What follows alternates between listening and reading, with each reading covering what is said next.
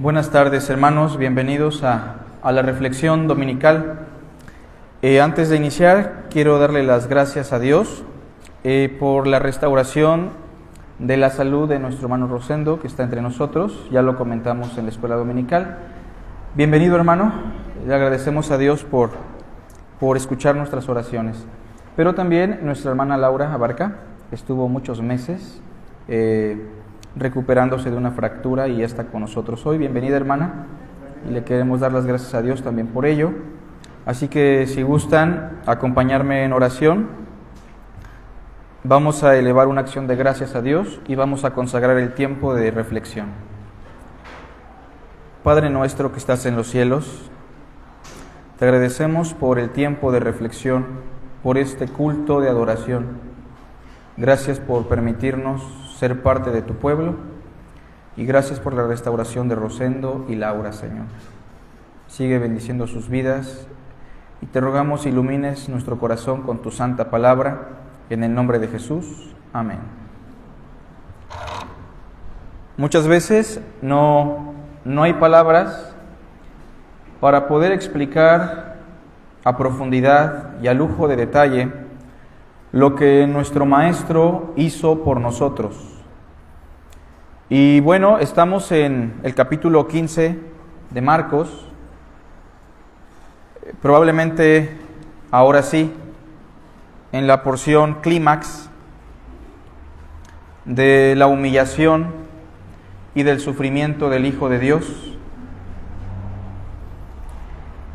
Y después de que Cristo sufrió diferentes juicios, algunos dirigidos por los religiosos de la época, otros juicios dirigidos por Herodes y Poncio Pilatos.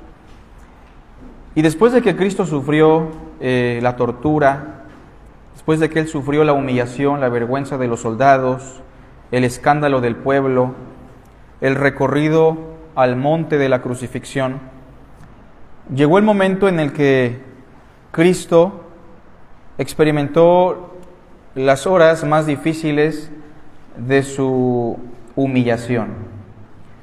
Y Cristo declaró en voz alta, porque así lo dice el texto, que Él clamó a gran voz.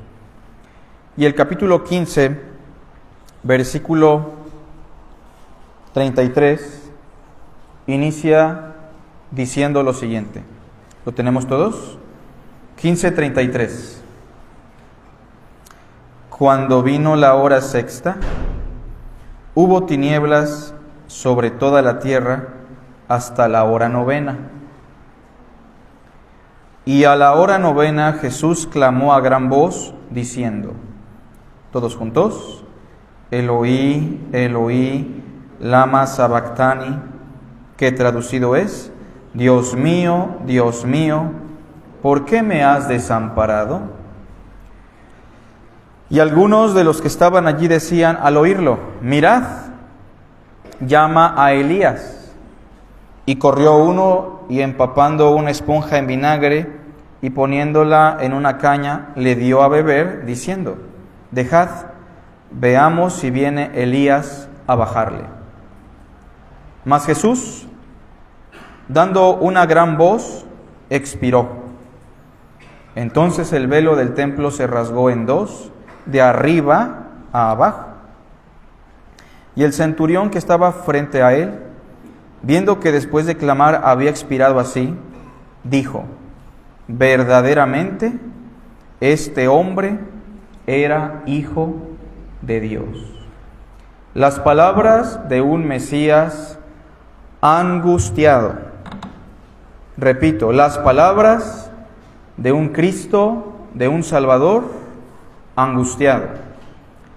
¿Se ha sentido usted angustiado? Siendo más enfáticos, ¿alguna vez se ha sentido solo, desamparado, sin nadie que le pueda ayudar? Bueno, hablar de nosotros en esa condición puede ser muy normal, porque somos criaturas pecaminosas que tomamos decisiones que lastiman nuestra vida y nos llevan a un punto en el cual llegamos a estar desamparados. Pero aún así, no existe ningún ser humano sobre la tierra que pueda decir, Dios me ha desamparado. No existe, ¿eh? Porque la gracia de Dios, de alguna manera limitada tal vez para los que no creen, se manifiesta en el hecho de que el sol sale para buenos y malos, llueve para justos e injustos. Pero cuando Cristo dice, ¿por qué me has desamparado?, debemos entender que el hombre que nunca pecó, el ser humano más justo que ha pisado este mundo, sí se sintió desamparado. Experimentó por primera vez lo que significaba estar sin la presencia de Dios en su vida. Y por eso el día de hoy vamos a examinar las palabras de nuestro Mesías, que en ese momento estaba en una gran angustia. De hecho, las expresiones del versículo 34 que dice, a la hora novena Jesús clamó, es probablemente lo que Cristo oró en el Getsemaní cuando dijo, Padre, si es posible, pasa de mí esta hora. ¿Se acuerdan? Que después lo expresa con una copa, pasa de mí esta copa, mas no sea como yo, sino que se haga tu voluntad. Sin duda alguna, el Mesías le temía a esa hora en particular. Él no le tuvo temor al juicio de Pilato, de los sacerdotes, no le tuvo temor a los soldados, no tenía temor incluso de morir. Él mismo dijo, no le teman a los que matan el cuerpo. Pero el Mesías sí tenía angustia, una angustia que lo llevaba incluso hasta la muerte por experimentar lo que hoy se relata en esta porción. Así que una pregunta importante a responder será, ¿por qué Dios abandonó a su Hijo? Y me gustaría que usted reflexione sobre esa pregunta. ¿Realmente el Padre abandonó a su Hijo? ¿Realmente Dios, el Padre, abandonó a Cristo, el Hijo de Dios? La respuesta inmediata es sí lo abandonó. Y sí lo abandonó porque el texto es muy claro y hay razones para decir por qué Dios abandonó a su Hijo. Así que leamos de nuevo el versículo 33. Cuando vino la hora sexta, estamos hablando básicamente del mediodía, hubo tinieblas sobre toda la tierra. Este fenómeno, hermanos, no es fortuito. Ni la creación se alineó ese día para cumplir su rol. La atrocidad que se está cometiendo en la cruz llegó a niveles nunca antes vistos. La tierra se cubrió de tinieblas hasta la hora novena. 34. Y a la hora novena Jesús clamó a gran voz diciendo, Eloí, Eloí, lama sabactani, que traducido es, Dios mío, ¿por qué me has desamparado? En primer lugar, hablando de esta declaración, Dios mío, ¿por qué me has desamparado? Tenemos que decir fríamente que como en muchos casos de la crucifixión, las palabras de Cristo no solo reflejan su necesidad y lo que Él está experimentando, sino que sus palabras, número uno, son palabras de testimonio profético. Él quiere que las personas expectantes de su cruz tengan en mente un pasaje. Recuerden que esto que está pasando es algo que Dios ya había anunciado por boca de sus profetas, que el sufrimiento del Hijo de Dios estaba profetizado por las Santas Escrituras, que era necesario que el Cristo padeciera todas estas cosas. Era necesario entonces que se cumpliera la Escritura. ¿Pero qué Escritura? Vean conmigo, por favor, el Salmo 22 y no pierdan Marcos. Unos 1000 años atrás aproximadamente, el salmista, en el Salmo 22, inspirado por el Espíritu Santo, redacta una experiencia que podríamos pensar en aquellos días trata de él, de la angustia del rey David. Pero por la revelación del Nuevo Testamento y sobre todo por las palabras de nuestro Jesús, el Maestro angustiado, sabemos que este salmo no solo reflejaba la angustia de David, sino que profetizó la angustia de nuestro Mesías. Y el Salmo 22 dice así: Dios mío, ¿por qué me has desamparado? ¿Por qué estás tan lejos de mi salvación y de las palabras de mi clamor? Ya con esto debe usted captar que los judíos que están presentes ahí en la cruz y los romanos que han llegado a salpicarse del conocimiento del judaísmo tienen un poco de noción de las palabras de Cristo. No fue casualidad que el centurión llegara a la conclusión: verdaderamente este hombre era Hijo de Dios. De manera que no solamente las primeras palabras del Salmo reflejan lo que Cristo experimentó, sino que, por no exagerar, todo el Salmo 22 refleja lo que Cristo sufrió en la crucifixión. Verso 2: Dios mío, clamo de día y no respondes, y de noche y no hay para mí reposo. Pero tú eres santo, tú que habitas entre las alabanzas de Israel. En ti esperaron nuestros padres, quiero agregar, aunque fueron incrédulos, aunque fueron injustos, aunque te tentaron en el desierto, aunque fueron infieles. Esperaron y tú los libraste. Clamaron a ti y fueron librados. Confiaron en ti y no fueron avergonzados. ¿Todos juntos? Mas yo soy gusano y no hombre, oprobio de los hombres y despreciado del pueblo. Todos los que me ven me escarnecen, estiran la boca, menean la cabeza diciendo, y vean las palabras textuales: se encomendó al Señor, líbrele Él, sálvele, puesto que en Él se complacía. ¿Por qué Cristo declaró en voz alta: Dios mío, ¿por qué me has abandonado? En primer lugar, vuelvo a enfatizar, porque sus palabras están testificando de la palabra de Dios, que lo que Dios había anunciado se está cumpliendo en Él. Lo mismo pasa cuando el Mesías dijo en la cruz: tengo sed. Pregunto, ¿tenía sed, sí o no? Sí tenía sed, pero ¿saben por qué lo dijo?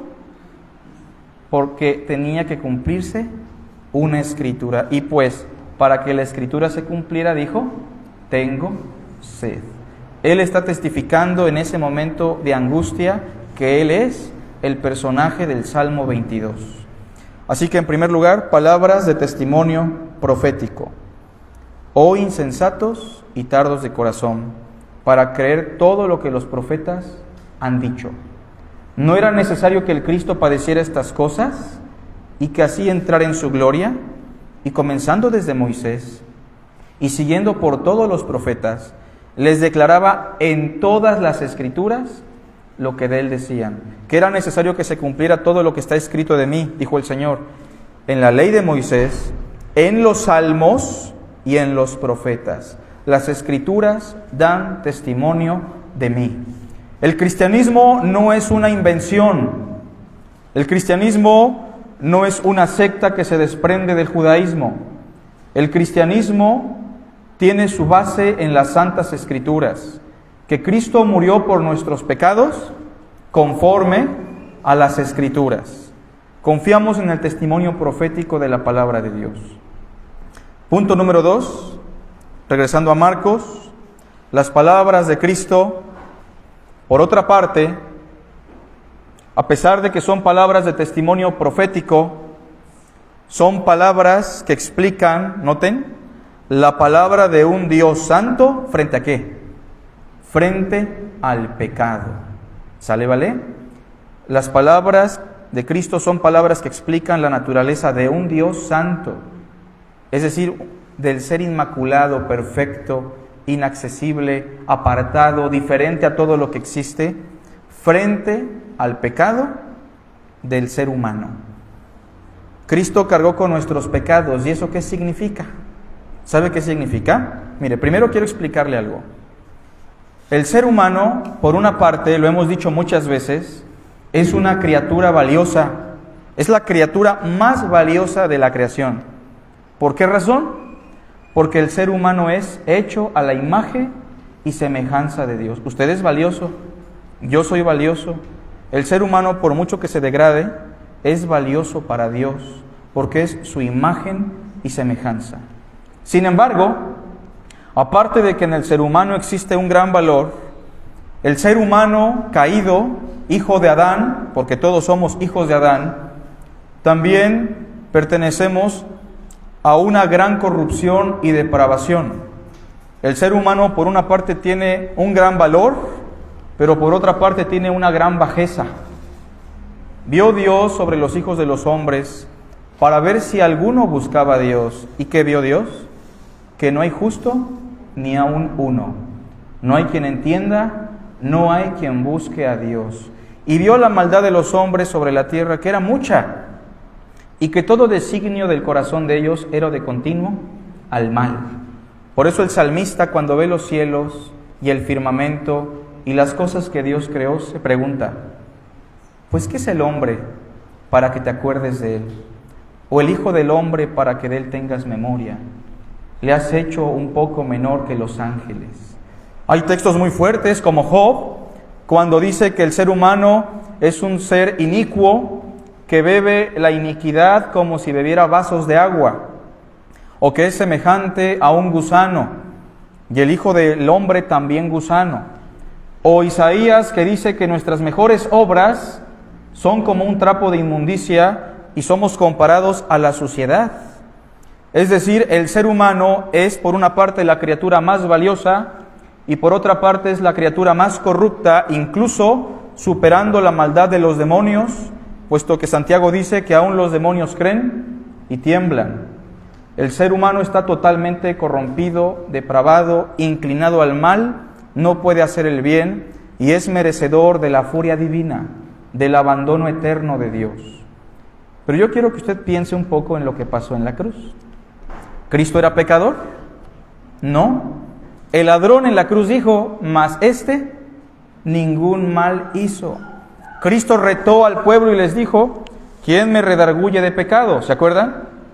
Cristo nunca pecó, pero en la cruz Dios cargó sobre el ser más santo los pecados de toda la humanidad. No solamente mi corrupción, que de por sí es muy grande, cargó la corrupción de él, de usted, cargó con los pecados de toda la humanidad, y en ese momento el ser que cargó con toda la depravación, toda la suciedad y el pecado de la humanidad, de toda la historia, era Cristo Jesús.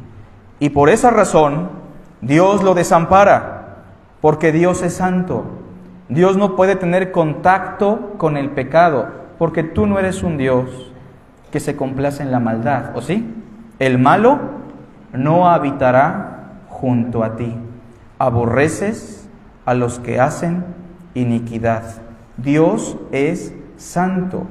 Tanto que el profeta Isaías, siendo profeta, dijo: ay de mí, que soy un desecho, pues siendo hombre que tiene labios inmundos y habitando en un pueblo que tiene también labios inmundos, mis ojos han visto al Rey, al Señor de los ejércitos.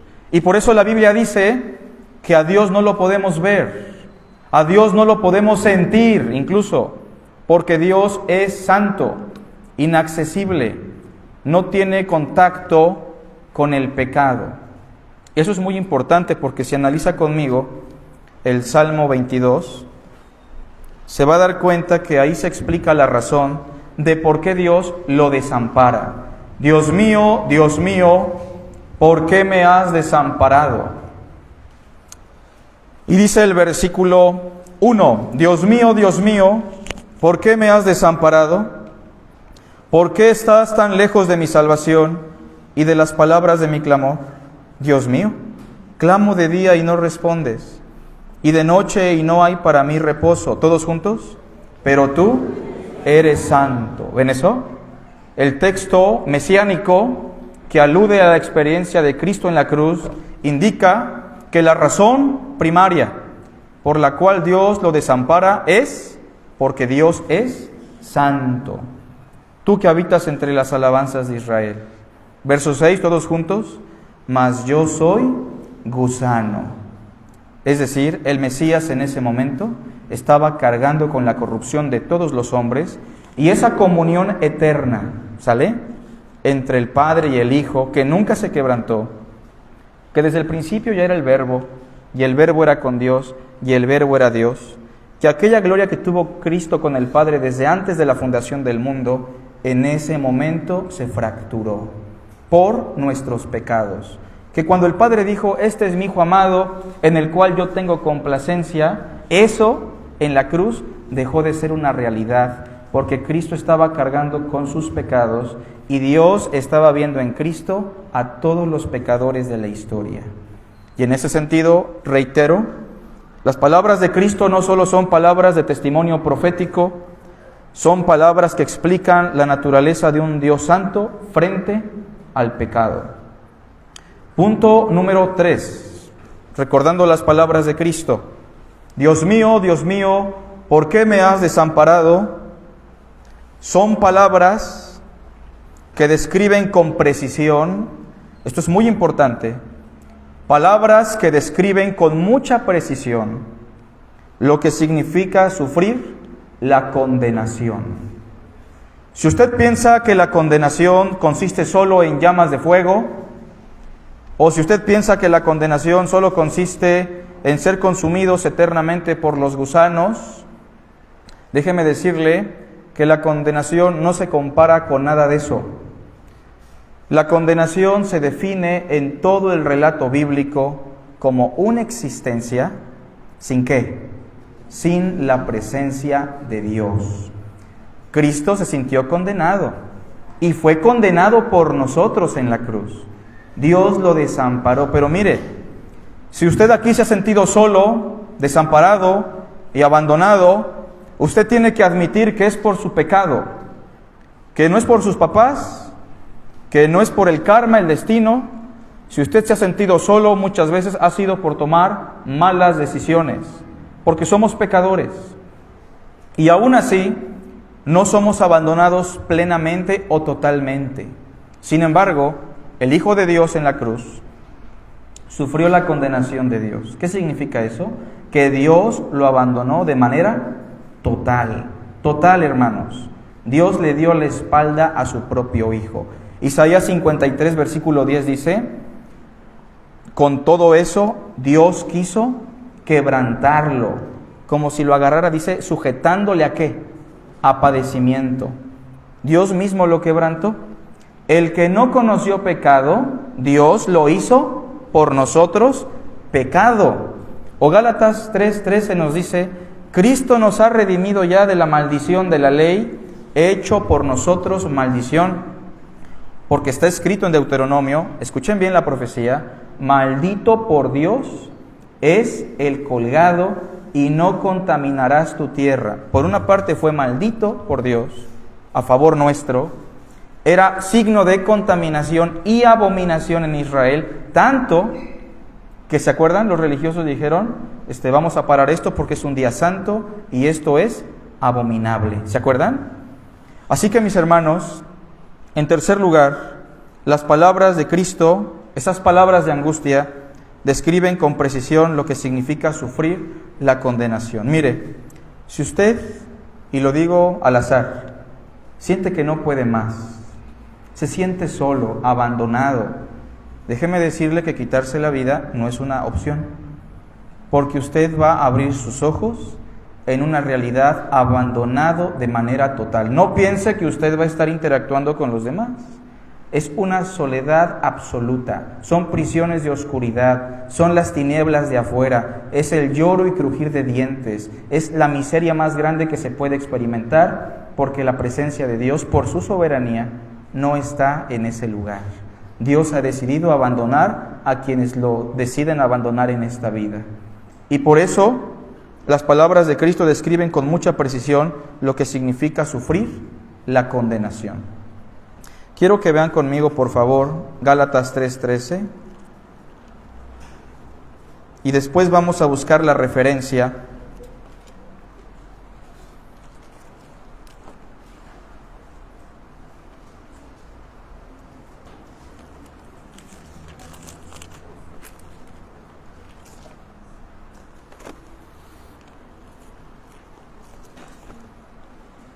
La maldición de la ley. ¿Usted ha escuchado eso alguna vez? Si usted lee con detenimiento la interpretación de la ley, o sea, Deuteronomio, se va a dar cuenta que en cierto capítulo Dios le dice a Moisés, Moisés, dile a cierto grupo de personas que se suban al monte Gerizim, y desde el monte Gerizim pronuncien las bendiciones de Dios. Y las bendiciones eran: bendito aquel que obedezca a las palabras de esta ley, bendito será en su entrada y su salida, bendito el fruto de su vientre, y bueno, muchas bendiciones para los que obedecen la ley. Pero hay otro grupo que subió al monte Ebal, y Dios le dijo a Moisés, y ese grupo debe pronunciar las maldiciones de la ley. Maldito el que hiciere obra de fundición de hombre y la adore, y todo el pueblo va a responder, amén. Maldito el que estafe a su prójimo, maldito el que deshonre a su padre y a su madre. Y bueno, el punto es que concluye diciendo, maldito todo aquel que quebrante un solo mandamiento de esta ley y no lo haga. Y la maldición de la ley se describe de manera terrorífica. Dice, el Señor cerrará los cielos, las tinieblas te van a cubrir, te vas a llenar de enfermedades, Dios quitará su presencia. Les invito a que lean Deuteronomio con detalle, sobre todo del capítulo 27 en adelante. Pero vean lo que dice el capítulo 3, verso 13, explicándole a los Gálatas que ellos ya no están sujetos a esa condenación. Gálatas 3:13 dice, Cristo nos redimió ¿de qué? De la maldición de la ley, hecho por nosotros maldición. ¿Qué fue hecho Cristo? Maldición. Suena incluso hasta fuerte decirlo, porque escrito está, maldito todo el que es colgado en un madero. Ahora vean la referencia en Deuteronomio 21:23.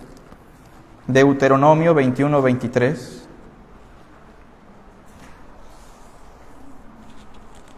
Vamos a leer desde el versículo 22. Deuteronomio 21, versículo 22. ¿Lo tenemos? Dice así, pongamos atención. Si alguno hubiere cometido algún crimen digno de muerte, pregunto, ¿Cristo cometió algún crimen digno de muerte? No. ¿Cuál fue su causa? Ser el rey de los judíos. ¿Era un crimen digno de muerte ese? Claro que no. Bueno, pero si alguno hubiere cometido algún crimen digno de muerte y lo hiciereis morir y lo colgareis en un madero, ¿qué dice? No dejaréis que su cuerpo pase la noche sobre el madero. Sin falta lo enterrarás el mismo día. ¿Todos juntos? Porque maldito por Dios es el colgado. Vean la expresión, maldito por Dios es el colgado. Pregunto, ¿Dios maldijo a su propio Hijo, hermanos? El texto dice que sí. ¿Por qué? Porque es lo que Dios debió hacer con usted y conmigo. Maldito por Dios es el colgado. ¿Qué dice? Y no contaminarás tu tierra, que el Señor tu Dios te da por heredad. ¿También era signo de contaminación? Aunque Él nunca pecó. Repito, punto número 3. Las palabras de Cristo describen con precisión lo que significa sufrir la condenación. Horrenda cosa es caer en manos del Dios vivo. Y punto número 4, y termino. En Marcos 15, recordando las palabras de Cristo, yo quiero que vea usted que Cristo no solo dijo esas palabras, sino que el capítulo 15, versículo 34 de Marcos, enfatiza el hecho de que Cristo no solo lo dijo, sino que clamó a gran voz, todos juntos, 34, a la hora novena, Jesús clamó a gran voz. Y quiero preguntarles, ¿saben por qué Cristo clamó a gran voz? Bueno, sí, porque realmente se sentía desamparado, porque lo que estaba sufriendo era doloroso, pero vuelvo a decir lo mismo que hace rato, clamó a gran voz, porque aunque no lo crean, hermanos, Él sigue testificando de su obra. Él sigue testificando de la redención. Él sigue preocupado por el soldado que lo está condenando. Él sigue preocupado por aquellos que se burlan y menean la cabeza. Él está preocupado por usted. el Hijo de Dios ama al hombre a pesar de su pecado. Cristo también dijo, perdónalos, Padre, porque no saben lo que hacen. Y cuando Él clama a gran voz, lo hace con la finalidad de que lo escuchen. Y usted tiene dos opciones. Una, ignorar las palabras y no entenderlas y decir, esto a mí no me interesa mucho, es lo mismo de cada domingo. Y puede hacer lo que dice el versículo 35. Y algunos de los que estaban allí decían al oírlo, mirad, llama a Elías. Pregunto, ¿los soldados tenían nociones del judaísmo o no? Pero no se interesaban mucho y también eran en cierto punto ignorantes de las palabras de Cristo. Pero usted ya no. Usted ha escuchado hoy lo que significan esas palabras. Decían, mira, llama al profeta Elías. Y corrió uno y empapando una esponja en vinagre y poniéndola en una caña, le dio a beber diciendo, dejad, veamos si viene Elías a bajarle. Usted puede rechazar a Cristo. Usted hoy puede decidir, no quiero nada con Jesús de Nazaret. Simplemente no me interesa la condenación, no me interesa su gran amor, no me interesa su sacrificio. Quiero llevar mi vida como yo quiero. Pero en el versículo 37, todos juntos, mas Jesús, dando una gran voz, expiró. ¿Sí recuerdan cuáles son las palabras de esa última voz? Padre, en tus manos encomiendo mi espíritu. ¿Se acuerdan? Eso lo dice el Evangelio de Lucas. Versículo 38. Entonces el velo del templo se rasgó en dos. Símbolo de que el acceso a Dios está abierto ¿para quién? Para todos. No solo para el sumo sacerdote, no solo una vez al año. El acceso está libre para todos. 39. Y el centurión, o sea, un soldado romano, un oficial encargado de cientos, que estaba enfrente a él, o sea, él vio todo el espectáculo, él escuchó las palabras, Dios mío, ¿por qué me has abandonado? Él escuchó las palabras cuando dijo, tengo sed, oh Padre, perdónalos porque no saben lo que hacen. Él leyó el letrero que decía, este es Jesús el Nazareno, el Rey de los judíos. Cuando él vio todo eso, y sobre todo cuando escuchó, Padre, en tus manos encomiendo mi espíritu, el texto nos dice, viendo que después de clamar había expirado así, todos juntos, dijo, verdaderamente este hombre era hijo de Dios. Punto número 4 para concluir. Las palabras de nuestro Mesías, que sí son palabras de angustia, son palabras que procuran la salvación de todo pecador. Cristo quiere salvar a los pecadores. Hay un himno que dice, grato es cantar la historia de Cristo y de su amor, que para ser salvo al hombre, el buen Jesús murió. Cristo quiere salvarlo a usted. ¿Y de qué lo quiere salvar?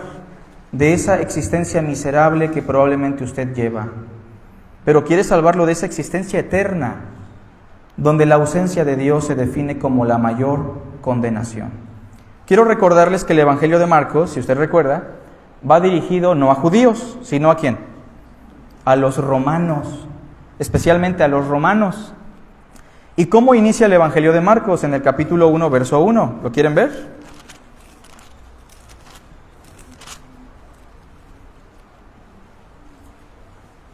Uno, todos juntos. Dice así: principio del Evangelio de Jesucristo, ¿qué dice? Hijo de Dios. Uno de los énfasis, una hebra temática de Marcos es la declaración: Jesús es el Hijo de Dios. ¿Y saben qué? Es curioso que Marcos en su primer versículo lo llama el Hijo de Dios, y de ahí nadie le llama Hijo de Dios excepto un demonio, pero ninguno de sus apóstoles en el Evangelio de Marcos, ningún ser humano, ningún judío lo declara como Hijo de Dios. Marcos espera hasta llegar al clímax para mostrarle a la audiencia romana que fue un romano frente a la cruz quien se salvó y lo declaró después de lo que dice el texto en el 1:1 y después de lo que dice el texto cuando un demonio dice tú eres el Hijo del Altísimo, fue un romano, un gentil pagano, un soldado que de alguna manera contribuyó a la crucifixión, quien declaró verdaderamente este hombre era hijo de Dios. Palabras que procuran la salvación de todo pecador. Y no por nada Marcos narra también el hecho de que el velo del templo se rasgó, mostrando con eso que también los romanos pueden ser salvos, ¿se entiende? Que si un soldado romano, espectador de la crucifixión y contribuyente a la maldad que se vivió ese día, pudo ser salvo, usted también se puede salvar. Sus pecados tienen solución.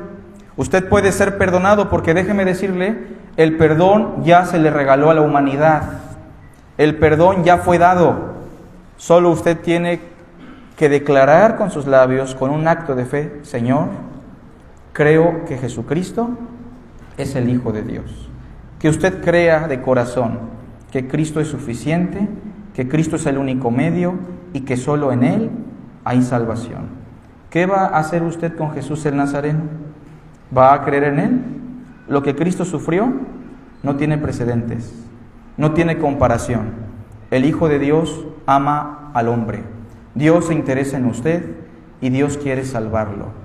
Así que tome muy en cuenta eso, que si un romano perverso, un soldado agresivo que contribuyó a la crucifixión, se salvó en ese día, porque en ese día se salvaron más personas, como lo vimos hace 8 días con nuestro hermano Israel, un ladrón, el soldado, entre otras personas que en medio de la perversidad cometida declararon, este hombre es el Hijo de Dios.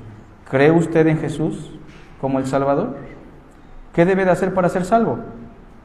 Cree en el Señor Jesucristo y será salvo. ¿Nada más?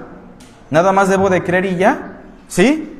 La Biblia dice así, que por gracia somos salvos, o sea, por un regalo que no merecemos, gratuitamente somos redimidos y perdonados.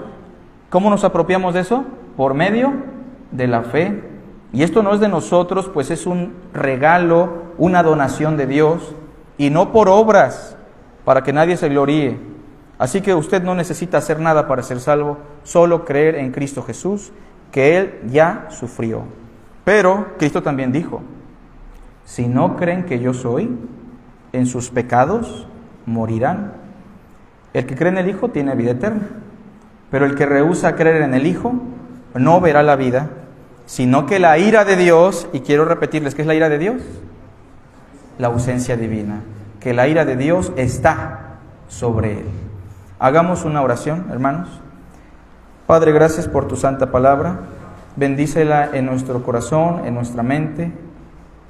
Señor, si hay alguien aquí que necesita ser salvo, te rogamos que tú lo salves. Tú solo puedes cambiar el corazón, confiamos en tu providencia. Obra poderosamente con tu palabra y llévanos con bien a nuestro hogar, en el nombre de Cristo Jesús. Amén.